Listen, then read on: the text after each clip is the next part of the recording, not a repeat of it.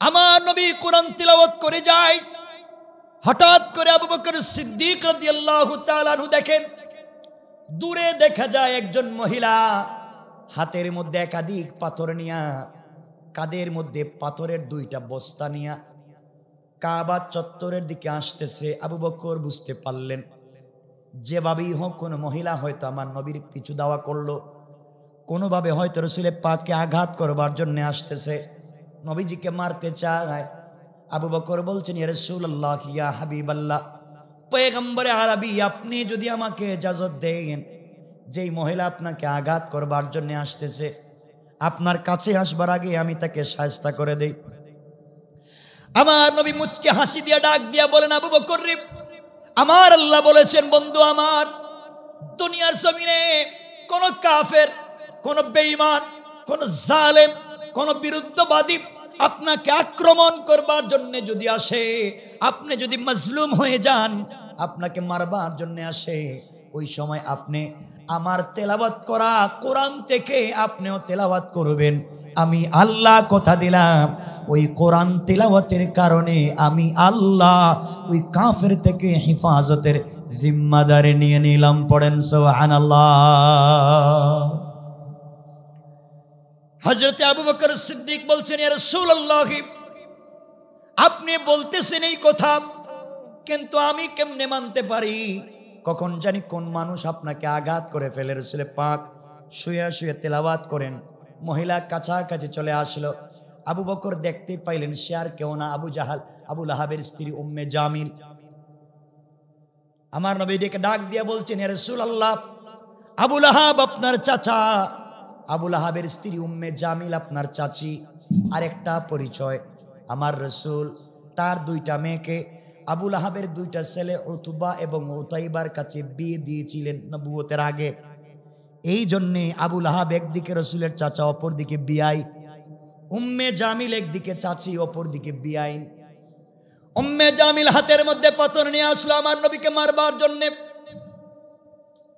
আবু বকর বলছেন, ইয়া রাসূলুল্লাহ, আপনি আমাকে বলেন উম্মে জামিলকে আমি শায়েস্তা করে দেই।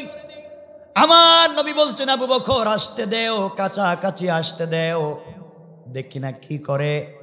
আমি তো বিশ্বাস করি রব বলেছেন কোরআনের মাধ্যমে বাঁচাইয়া দিবেন।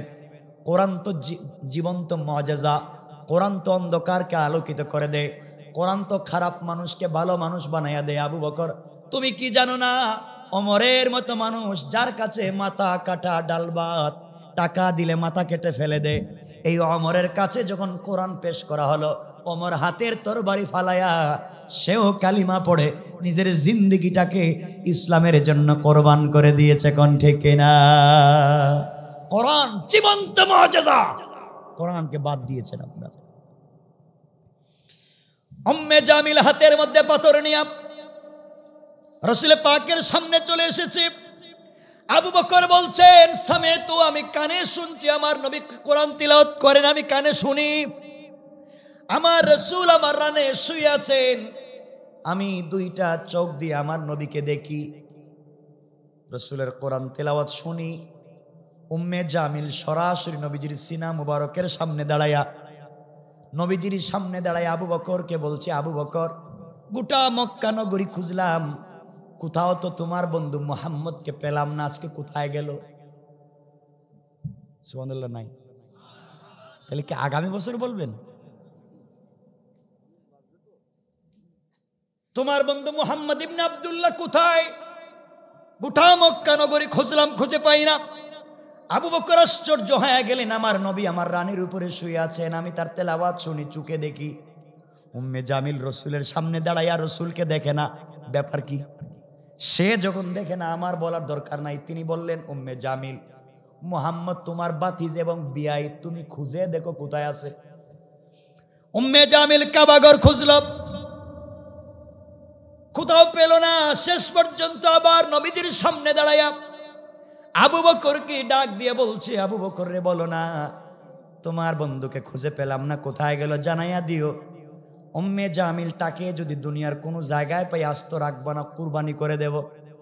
আবু বকর মনে মনে বলেন, পাগলেরও তো বুদ্ধি আছে, আমার সামনে রসুল তুই দেখোজি না, নিজের চোখে সামনে রসুলকে দেখতে পাস না, তুই আবার কেমনে পিঠাইবি? উম্মে জামিল গালাগালি করে চলে গেল। কোরআনের আয়াত বলছি শুনেন, বানায়া কথা বলছি না। উম্মে জামিল চলে গিয়েছে, আবু বকর উঠে গেলেন, আমার নবীকে জড়াইয়া ধরলেন, চোখের পানি ছেড়ে কাঁদলেন আর বলছেন, ইয়া রাসূলুল্লাহ, উম্মে জামিল আপনার সামনে দাঁড়াইয়া আমাকে দেখে আপনাকে দেখে না, ব্যাপার কি বলেন না? আপনি তেলাওয়াত করেন, সে তেলাওয়াতও শুনে না, ব্যাপার কি? আমার নবী বলছেন, আবু বকর, আমার আল্লাহ আমাকে জানাইয়া দিয়েছে, কোন জালেম যখন আঘাত করবার জন্য আসবে, কোরআন একটা জীবন্ত মুজিজা, কোরআন থেকে যদি তেলাওয়াত করি, আমার আল্লাহ কোরআনে বলছেন, হিজাবাম মাসতুরা, আকাশ থেকে একটা গোপন পার্টিশন আর পর্দা পাঠাইয়া ওই কাফের আর আমার মধ্যখানে পার্টিশন সৃষ্টি করে দেন। কোন সুবহানাল্লাহ, আল্লাহু আকবার। এই কোরআন এখন আপনার আমার কাছে আছে জীবন্ত। এই কোরআন আপনি আমি ধরতে পারলাম না।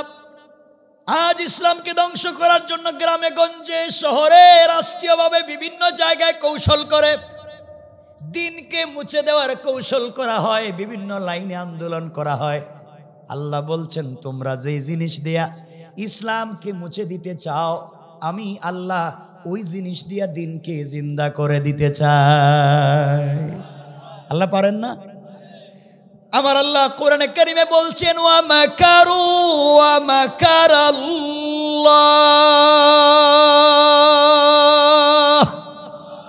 ওয়াল্লাহু খায়রুল মাকিরিন। তোমরা যে জিনিসের মাধ্যমে জমিন থেকে দিনকে মুছে দিতে চাও, আমি আল্লাহ ওই জিনিস দিয়া জমিনে দিন জিন্দা করে দিতে পারি। কোন ঠিক কিনা? এত হাজার প্রমাণ ইসলামে আছে। ওমরকে দিয়া ইসলামকে মুছে দিতে চাইছিল আবু জাহাল। আল্লাহ ওমরের মাধ্যমে সর্বপ্রথম মক্কায় ইসলামের যে মিছিল হয়েছে, লিল্লাহে তাকবীরের যে মিছিল হয়েছে, এই মিছিলের নেতৃত্ব দিয়েছিলেন হযরত ওমর। আল্লাহু আকবার বলেন। হযরত ওমর ছিলেন মিছিলের নেতৃত্বে। এজন্য আমার বন্ধুগণ, কষ্ট হচ্ছে না তো? কিন্তু 11:30 হয়ে যেতেছে, কই কষ্ট হচ্ছে না? আমি লম্বা করার জন্য, রাত্রে বেশি তো কথা বলা যাবে না। রাত্রে যাইতে পারবেন? একটু হাত দেখান তো। এখন এখন এতক্ষণ ওয়াজ করছি, কার কষ্ট হচ্ছে দেখি।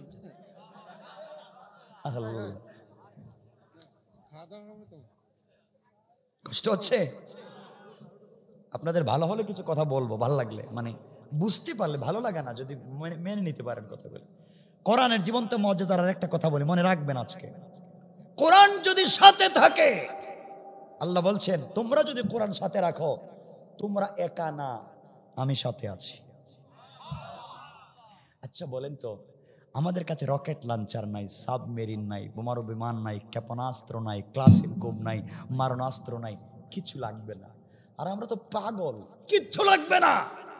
আল্লাহ বলছেন, ওয়াদাল্লাহুল্লাযীনা আমানু, সূরা নূর খুলেন, সূরা হুজরাত দেখেন, দেখেন আল্লাহ কি বলছেন। সূরা নূরের 55 নম্বর আয়াত, ওয়াদাল্লাহুল্লাযীনা আমানু মিনকুম ওয়া আমিলুস সালিহাত। আল্লাহ বলছেন, তোমরা একটা কাজ করো, লা ইস্তাখলিফান্নাহুম ফিল আরদি কামা ইস্তাখলাফাল্লাযীনা মিন ক্বাবলিহিম। তোমরা তো পাগল, অস্ত্রের পিছনে দৌড়াও, সেনাবাহিনীর পিছনে দৌড়াও, তোমরা আমি রবের পিছনে দৌড়াও। রব কথা দিলাম, তোমরা যখন রাস্তার থেকে একটা বাঁশের টুকরা হাতিনে দাঁড়াবে, এটাকে আমি আল্লাহ বোমারু বিমান বানায়া দেব। আল্লাহু আকবার। পারবেন না? তোমরা সামনের দিকে মারবে, আমি পিছন দিকে ফালাই দেব। মানে শয়তান কাফের পিছন দিক থেকে আসতেছে, তোমরা সামনে মারছো, আমি আল্লাহ সামনেরটারে নিয়ে পিছনে দিতে পারবো। বিশ্বাস হচ্ছে না? আমার আল্লাহ কোরআনে কারীমের সূরা মায়েদার 76 নম্বর আয়াতে, অর্থাৎ বাম পৃষ্ঠার প্রথম আয়াতের শেষ শব্দে আমার আল্লাহ বললেন, ইন্না কাইদাশ শাইতানি কানা দাঈফা। কাফের বেঈমানেরা যেই জিনিস দিয়ে কৌশল করে তারা জানে না তাদের কৌশল আমি আল্লাহর কাছে মশা মাছির চাইতে আরো বেশি দুর্বল। কোন সুবহানাল্লাহ। আমার বন্ধুগণ কথাগুলো দিল দিয়ে শোনেন, কোরআনের মর্যাদা বুঝাচ্ছি, বুঝো মুসলমান। কোরআনের প্রতি প্রেম জাগাচ্ছি, ভালোবাসা জাগাচ্ছি। আমার নবী যেদিন হিজরত করে মক্কা থেকে মদিনায় পৌঁছে যাবেন, আমি ঘটনা বলবো না, শুধু কোরআনের মর্যাদা বলবো। রাসূল পাক যেই দিন চলে যাবেন মক্কা থেকে মদিনায়, আবু বকর রাত্রবেলা হযরতে জিবরিল আমিন আসলেন, আমার নবীকে ঘুম থেকে উঠালেন আর বলছেন, ইয়া রাসূলুল্লাহ সালাম গ্রহণ করুন। আপনি ইয়াসরিবে হিজরত করেন, আপনি খেজুর বাগানের দিকে হিজরত করেন, অর্থাৎ আপনি মদিনার দিকে হিজরত করেন। আমার নবীজি উঠে গেলেন, হিজরতের জন্য তৈরি হয়ে গেলেন, ঘর থেকে বের হয়ে যাবেন। হঠাৎ করে কানে আওয়াজ আসলো, তিনি শুনতে পাইলেন ঘর থেকে তো বের হয়ে যাবেন ঠিকই, কিন্তু ঘরের চতুর্দিকে কাফেরেরা বেষ্টন করে রেখে দিয়েছে, নেজা নিয়া, বল্লম নিয়া, তীর নিয়া।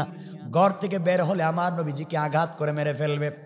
আল্লাহর কাছে ডাক দিয়া বলছেন, আল্লাহ তাআলা আপনি আমাকে বলেছেন হিজরত করে বের হয়ে যাওয়ার জন্য, অথচ আমার ঘরের চতুর্দিক কাফের বেষ্টন করে রেখে দিয়েছে, ঘর থেকে বের হলে আঘাত করবে, আমাকে মেরে ফেলবে। আল্লাহ তাআলা আমি কেমনে যাই? আল্লাহ বললেন, বন্ধুরে শুনে রাখো, আমি আল্লাহ বলছি, ইল্লাল্লাযিনা আমানু, এর আগে বলছেন ইন্নাল ইনসানা লাফি খুসর, এর আগে বলছেন ওয়াল আসর। আল্লাহ বলছেন সময়ের কসম, কালের কসম, যুগের কসম, সকল মানুষ ক্ষতিগ্রস্ত। কি বলতে চাই বুঝো? শুধুমাত্র তারা ব্যতীত, ইল্লাল্লাযিনা আমানু, যারা ঈমান আনবে, ওয়া আমিলুস সলিহাত, নেক কাজ করবে। 3 নাম্বার ওয়া তাওয়াসাউ বিল হক, যারা সকল সময়ে হকের উপরে অটল থাকবে। ওয়া তাওয়াসাউ বিস সাবর, জালেমের জুলুমের সময় ধৈর্য ধারণ করবে। এই 4 গুণ যাদের ভিতরে থাকবে, আমি আল্লাহ তাদের সাথে সব সময় ছায়ার মতো থেকে যাই। বন্ধুরে তোমার দায়িত্ব হলো ঘর থেকে বের হওয়া, আমার দায়িত্ব হলো তোমাকে হেফাজত করা।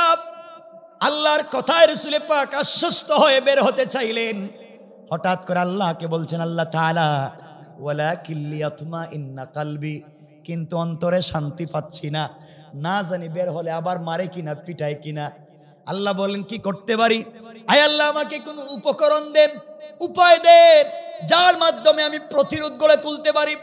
আল্লাহ বললেন, বন্ধুরে তাহলে একটা কাজ করেন, হাতের মধ্যে বালি নেন, হাতের মধ্যে কঙ্কর নেন, হাতের মধ্যে পাথর নেন, কিছু নিয়া কোরআন থেকে তেলাওয়াত করেন। কোরআন থেকে তেলাওয়াত করে ফু দিয়া ওই পাথর, কঙ্কর অথবা বালিগুলা কাফেরদের উপরে নিক্ষেপ করে দেন, আমি আপনাকে বাঁচাইয়া দেব। রাসূল পাক বলছেন, আল্লাহ তাআলা আপনি কি বললেন? আমি কাফেরদের উপরে নিক্ষেপ করব। কাফের তো ঘরের চতুর্দিকে, মারলে তো একদিকে যাবে, পিছন দিকের কাফের, ডাইনে বামের কাফের তো আমাকে ঘিরে ফেলবে, মেরে ফেলবে।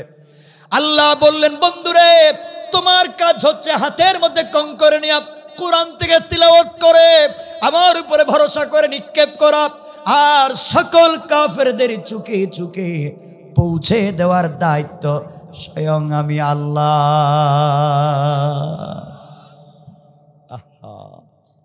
কেন বুঝেন না এগুলা? আমার বন্ধুগণ এক পর্যায়ে আমার নবী তিলাওয়াত করলেন, খঙ্করে ফুঁক দিলেন, দরজা খুললেন, সামনের দিকে মারলেন, শুধু সামনের দিকে নিক্ষেপ করলেন। ডাইনে কাফের, বামে কাফের, পিছনে কাফের, শুধু সামনে নিক্ষেপ করলেন। হঠাৎ করে তাকায়া দেখেন মারলেন সামন দিকে, পাথর পিছনে, ডাইনে বামে সবাই চলে গেছে। সকল কাফেররা চোখ রগড়াতে লাগলো, চোখ মুছতে লাগলো। আমার নবীজি পৌঁছে গেলেন মদিনায়, কেউ দেখলো না, কেউ পাইল না। এখানেই মূল বিষয়টা বুঝাবো, ঘটনা বলবো না।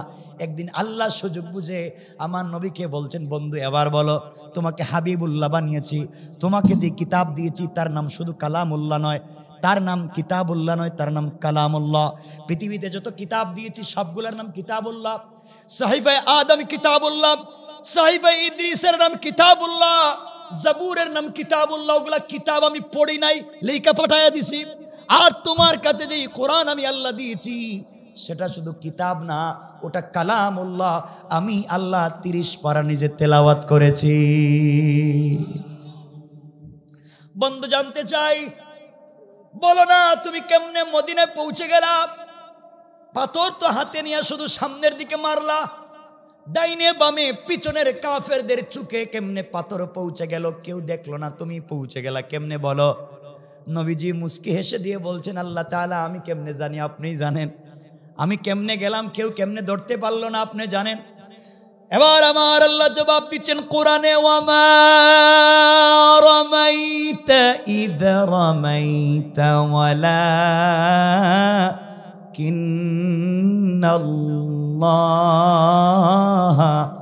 রামা।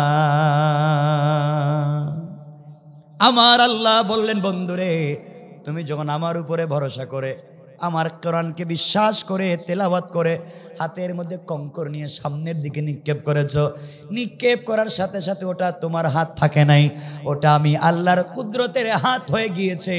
ওয়ালাকিন্নাল্লাহ রামা, আর আমি আল্লাহ আমার হাত দিয়া সকল কাফেরদের চোখে চোখে পৌঁছে দিয়েছি। আল্লাহু আকবার। জীবন্ত মুজিজার নাম আল কোরআন। এই জন্য আল্লাহ বলেছেন আল্লাহর গোলামের 3 নাম্বার গুণ, তারা রুকুতে যাবে, সেজদায় যাবে, কোরআন তেলাওয়াত করবে। আল্লাহর গোলামের 1 নাম্বার গুণ, অহংকার করা যাবে না। 2 নাম্বার গালি দেওয়া যাবে না। 3 নাম্বার রুকু সেজদা আল্লাহর পায়ে।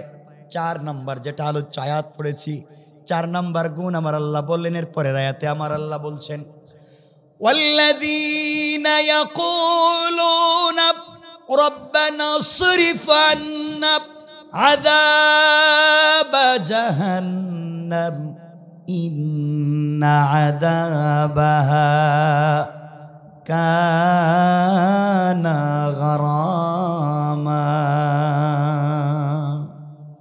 আমার আল্লাহ বলেছেন, মুসলমানেরা সাকারাত শুরু হয়ে যাওয়ার আগে, গারগারাত শুরু হয়ে যাওয়ার আগে, কবরে চলে যাওয়ার আগে, মালাকুল মউত আজরাইল পৌঁছে যাওয়ার আগে, কবরে চলে যাওয়ার আগে কেউ যদি তার গোটা জিন্দেগির গুনার জন্য অপরাধ স্বীকার করে আল্লাহর দরবারে তওবা করে, আল্লাহ ঘোষণা করেছেন, গোলাম রে তওবা করতে দেরি হবে গোলাম, আমি আল্লাহ তোমাকে ক্ষমা করে দিতে আমি আল্লাহর 1 মুহূর্ত দেরি হবে না। পড়েন সুবহানাল্লাহ। কথাগুলো বুঝবেন। তাহলে 1 নাম্বার অহংকার করা যাবে না, 2 নাম্বার গালি দেওয়া যাবে না, 3 নাম্বার রুকু সেজদা আল্লাহর পায়ে, 4 নাম্বার তওবা করবো পীর সাহেবের কাছে না আল্লাহর কাছে? আল্লাহর কাছে। এই 4টা গুণ যদি না মানেন, পরের আয়াতে আল্লাহ বলছেন, এর পরের আয়াতে আল্লাহ বলছেন এই 4 গুণ যদি না মানে তাহলে কি হবে? এর পরের আয়াতে বলছেন, ইন্নাহা সাআত মুস্তাকাররামা।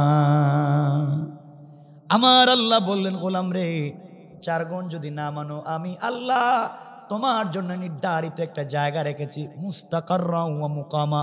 ইকামত করতে হবে, মুসাফির না মুকিম থাকবা, অর্থাৎ জাহান্নামে চিরস্থায়ী থাকবা, বের হতে পারবা না। বের যদি হতে হয় 4 গুণ লাগবে। কয় গুণ? সবাই বলেন, আওয়াজ করে বলেন। এই 4 গুণ অর্জন করে যদি রবের সাথে সম্পর্ক করো, রব বলছেন হাত উঠাবে, নামাবার আগে মাফ করে দেব। জোরে পড়েন না সুবহানাল্লাহ। একজন রবের সাথে সম্পর্ক করতে পারবেন তো ইনশাআল্লাহ? কথা বলেন না ইনশাআল্লাহ। রবকে চিনেন? যুবক তোমাদেরকে কলিজা থেকে কয়েকটা কথা বলছি, দিল দিয়ে শোনো। তোমাদেরকে কিছু বললেই বলে ব্যস্ত। যুবক আসো না তাফসিরে, ব্যস্ত। আসো না ওয়াজে, ব্যস্ত। আসো না মসজিদে নামাজে যাই, ব্যস্ত। আসো না ভালো কাজ করি, ব্যস্ত। আরে বুকা, এই কোরআন হাতে নিয়ে বলছি, তুমি যতটুকু দুনিয়া দুনিয়া বলে ব্যস্ত, তোমার চাইতে কোটি কোটি গুণ বেশি ব্যস্ত আজরাইল তোমাকে নিয়া, তোমাকে নিয়া। ঠিক কিনা বলেন? তুমি দুনিয়া নিয়ে ব্যস্ত, আজরাইল তোমাকে নিয়ে ব্যস্ত। তুমি মনে করেছো সব তোমার, তোমার কোলারুয়া এলাকার চৌধুরী বাড়ির চৌধুরী বাড়ি থাকবে, চৌধুরী থাকবেন না। খান সাহেবের খান বাড়ি থাকবে, খান সাহেব থাকবেন না।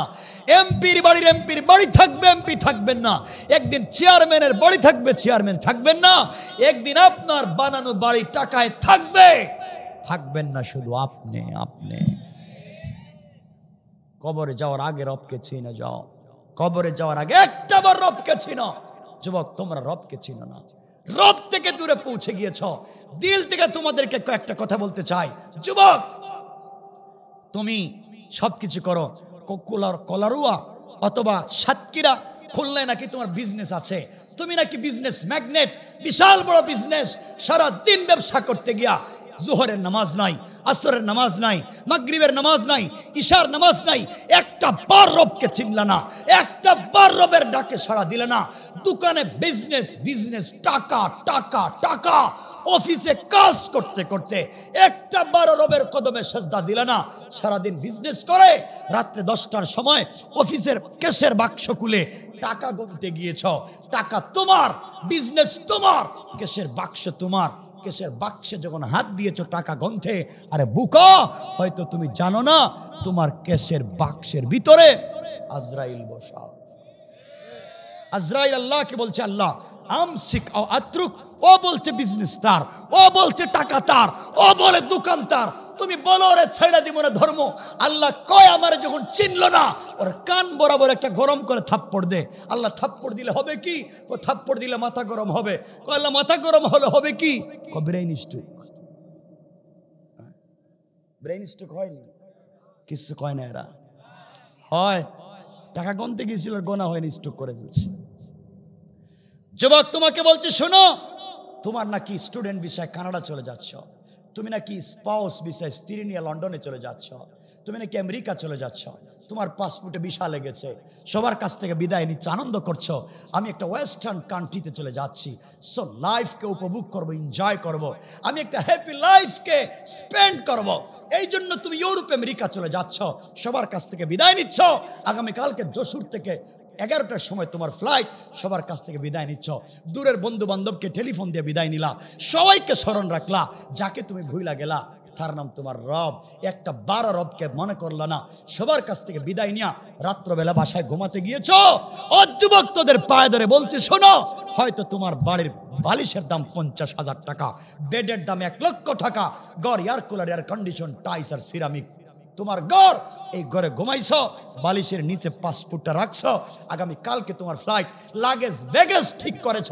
বুকা, তুমি জানোই না হতে পারে তোমার বালিশের নিচে আজরাইল বসা। আজরাইল আল্লাহ রে বলছে, আল্লাহ ও বলছে বাড়ি নাকি তার, ও বলছে পাসপোর্টের বিষয় নাকি তার, সব কিছুর মেয়াদ আছে। একটা বার চিন্তা করলো না তার কোনো মেয়াদ নাই। রব তুমি বলো, ও তো ঘুমাই আছে, আগামীকালকে ইউরোপ আমেরিকা চলে যাইব, ওরে যাইতে দিমু না ফালায় দিমু। আল্লাহ কয়ের বুক বরাবর একটা থাপ্পড় দে। আল্লাহ বুকে থাপ্পড় দিলে কি হবে? বডি গামবে। বডি গামলে কি হবে? Heart attack. ঠিক বলি নাই? শেষ, মইরা পড়ে রইছে নাই। এই জন্য এই পথে যাইও না। কষ্ট হচ্ছে আপনাদের, আমিও লম্বা করবো না, 12টার কাছাকাছি হয়ে যাচ্ছে।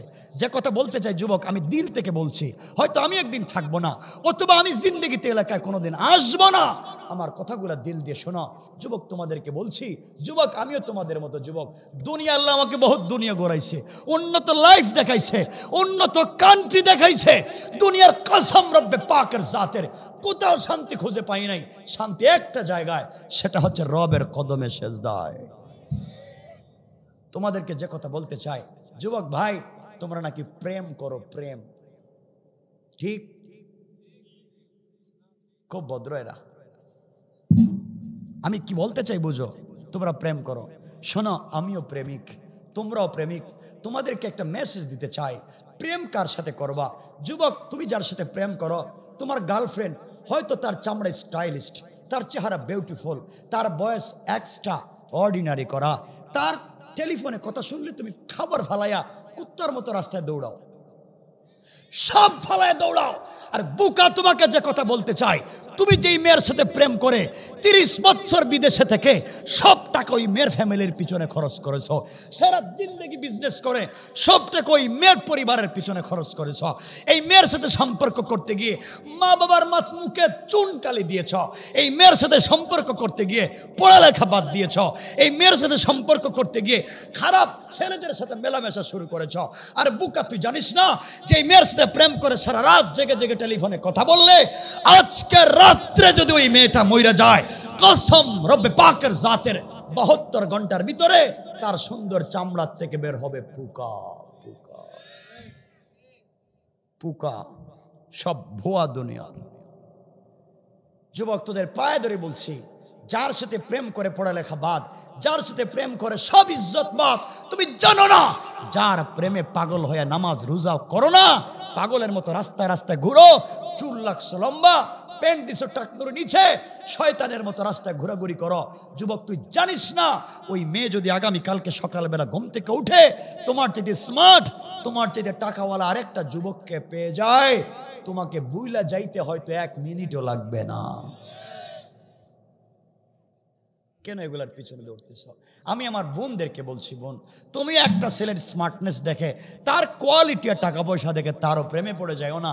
তুমি জানো না, এও হয়তো তার কলিগ কোনো মেয়ের সঙ্গে অফিসের কথা বলে কোথাও বসে, সেও পার্কে বসে বাদাম খাইতে পারে, কফি খাইতে পারে। শয়তান। সুতরাং প্রেম করো রবের সাথে, রবকে চিনো। রাত যদি জাগতে হয় রবের জন্য জাগো, প্রেম যদি করতে হয় রবের জন্য করো, চোখের পানি যদি ফেলতে হয় লুনা পানি রবের জন্য ফেলাও। প্রেম তো করেছেন আমার রব, আমার রসুলের সঙ্গে ডাক দিয়েছেন হাবিবুল্লাহ বলে।